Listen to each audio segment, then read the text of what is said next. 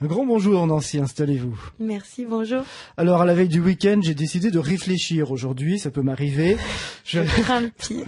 Non mais c'est vrai.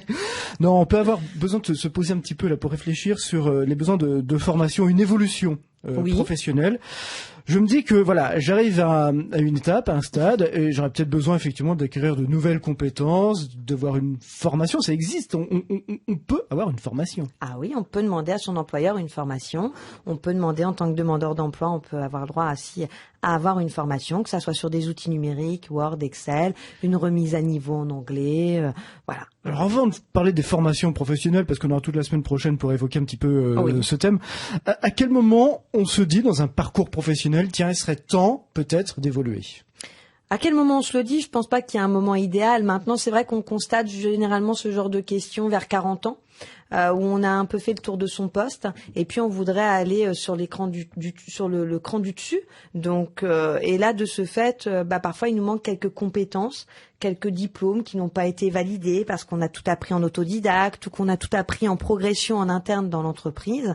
Et donc là, on se dit tiens, ça serait peut-être bien que je fasse une formation. Ça, c'est le premier cas. Le deuxième cas, c'est on a été licencié.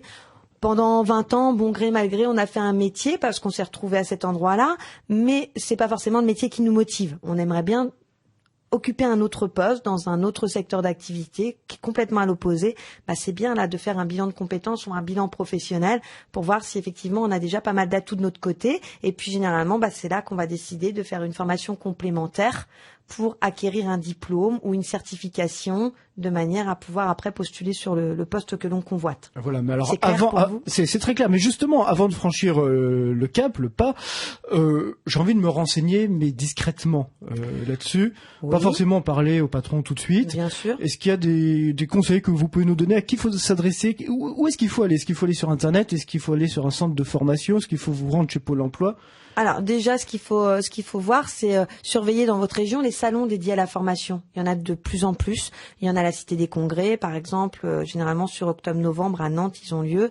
On les présente souvent comme des salons d'orientation pour les jeunes, mais ça peut être aussi, c'est ouvert tout public et vous pouvez y aller aussi pour découvrir des métiers ou des formations. Après, on a des grands acteurs de la formation qui existent, qui font des matinées d'information, que ce soit le CNAM, l'AFPA. Là aussi, ça peut être un bon moyen de se renseigner. Bon, après, il y a d'autres outils et on reviendra dessus.